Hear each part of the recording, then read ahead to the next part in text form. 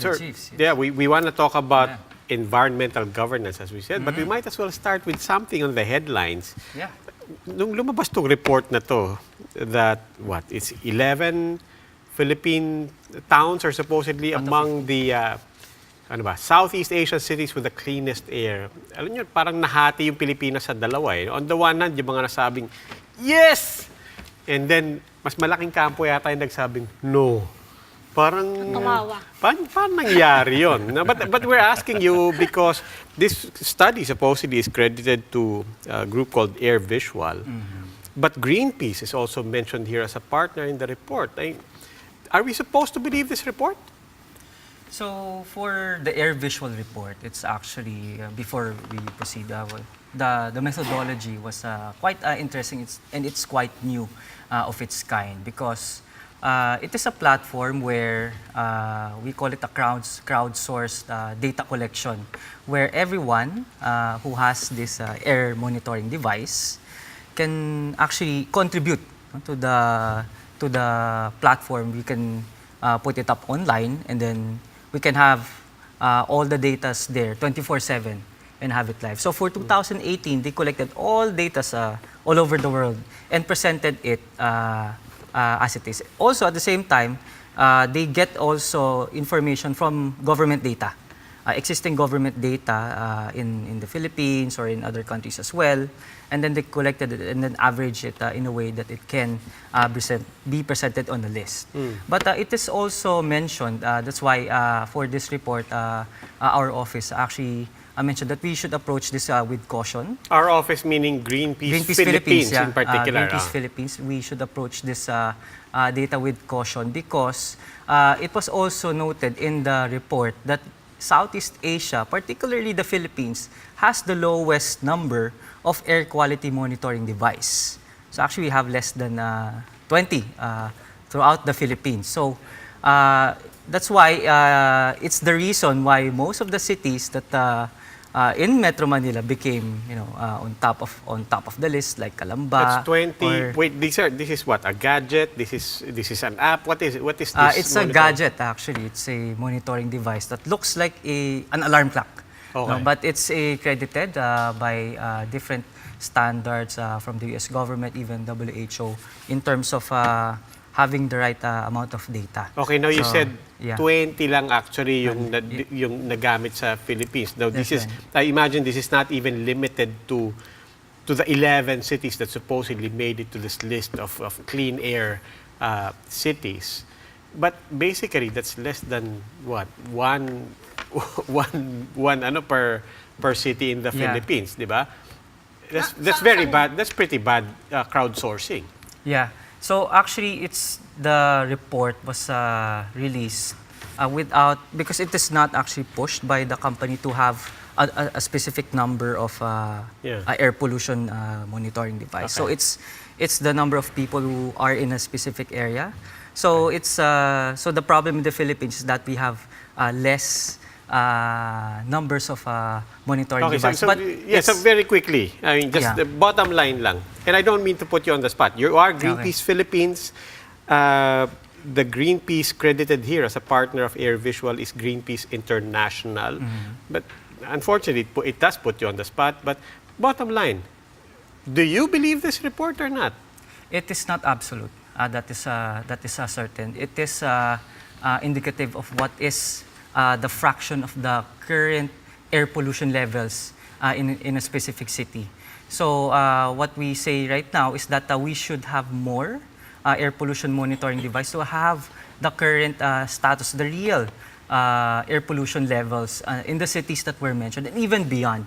Because for Greenpeace, we are also campaigning for a cleaner air, not only in Metro Manila, but also in cities that have been seen to have a lot of industries that have been polluting the air, specifically the coal power plants all over the country, which is one of the main source of PM 2.5. The report, by the way, only measured one pollutant, that is PM 2.5. Ito po yung size ng particles. So it is actually smaller than here. You cannot actually see it with your own eyes. So and it is considered one of the most unhealthiest and can provide most impact to our body because kung nahinga na natin yun, hindi na actually malalabas ang PM 2.5. So there's no medical way or treatment to take that out. So that's only one. So that's why we're also saying we should have more monitors sa ibang airs like PM10, nitrous oxide. Marami po kasing pollutants eh. So right now, as it is, even our government through the Department of Environment is currently monitoring, but we need more. Where are the devices located right now? And I'm sorry, I'm low-tech. Hindi ko pa rin makuha yung... Sino naglalagay ng input? You're talking about crowdsourcing. Yes. Do you have to input data apart from the machine gathering data?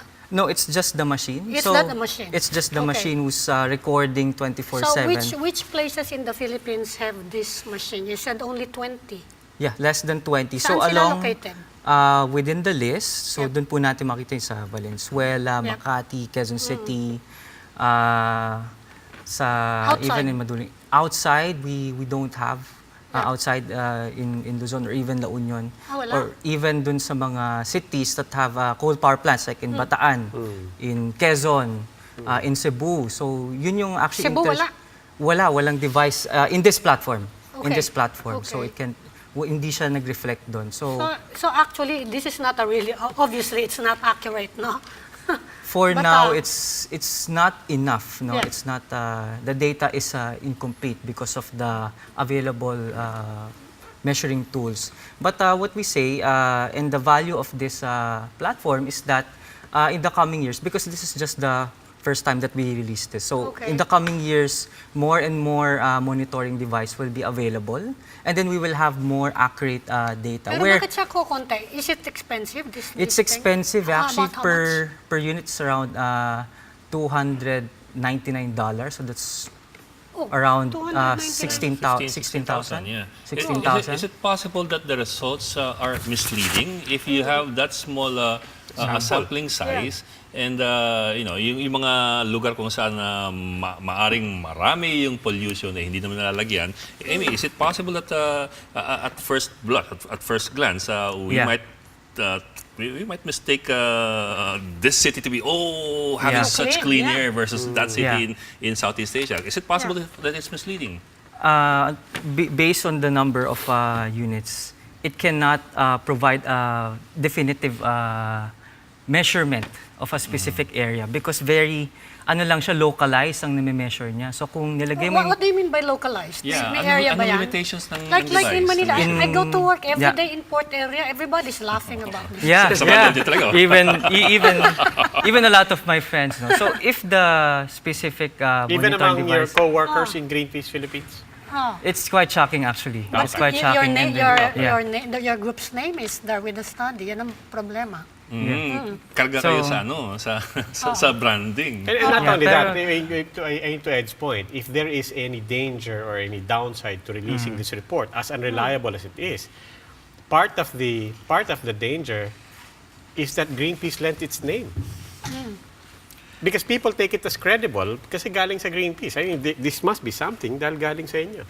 Yeah, but we are a co-author. So, but since this is a world report, so in other countries, we can say that it is highly accurate because of the number of units that are available in their area. But going So, back to Ed's question, Yeah. localized yung reach nung anong yan. localized. So if So it's how located small in is a localized? area, Limitations bale ng device. so it's Baka just sa Rizal Park lang yung Manila ng like munisyo. if I put a device on a boat and row to the middle of Manila Bay, Yeah. can I say this is Manila? Pagdating sa pier, wala na. Ganun ba yun? Paano unfortunately, yan? that specific device, very small lang ang coverage niya, if I'm not mistaken. How It cannot big? it cannot measure yung kilometers of pollution away from the device. Ano ho yung grupong ito, yung IQ AirVisual? Is it an NGO? Is it a commercial firm? Are they into any businesses of the sort? Actually, they're not an NGO. They are a company who produces the Air the purifiers. device. No. The monitor. Air monitors. Air Air quality monitors. monitors, yeah. So kanila yung monitor na ginamit dito. Kanila, and at the same time, they use data from DNR. I think available data on air quality. As from baseline. DNR. As one of the baselines, yes. Okay. So they match it and then they come up with the average. So that's the idea. So so that was the method of the report. Just to be clear on the Yeah. background of IQ AirVisual, is Greenpeace International one way or the other a stakeholder in this venture of IQ AirVisual? No, we are not a stakeholder in terms of a stakeholder of AirVisual. No, You're not we- invested in that technology that No, they're trying we to don't. push. Okay. We don't. We are actually promoting the platform, the idea of having a crowdsourced platform to get all the data on air pollution globally. So, When were their devices installed in the Philippines? specifically for the Philippines, we still don't have that data yet.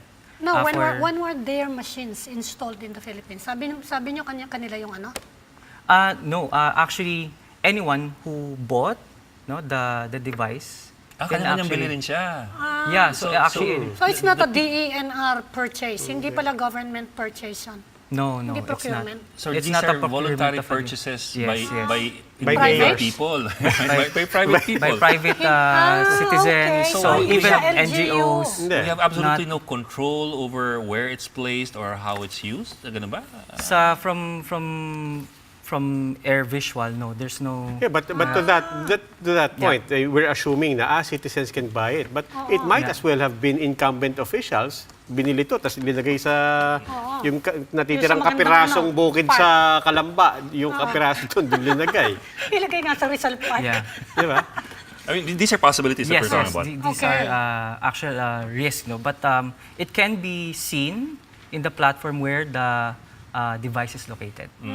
So But- pwedeng ma-check yun. So actually, parang siyang Google Maps, you can actually locate and see who are the users who bought and who owns the And it's the device. first time that they released the results. Yes, if I'm not First mistaken. time Yes. since they were used starting last year. Yes, I mean, yes. gaano katagal yung monitoring no? Yung Annual gathering yan. of data? It's an annual collection of data.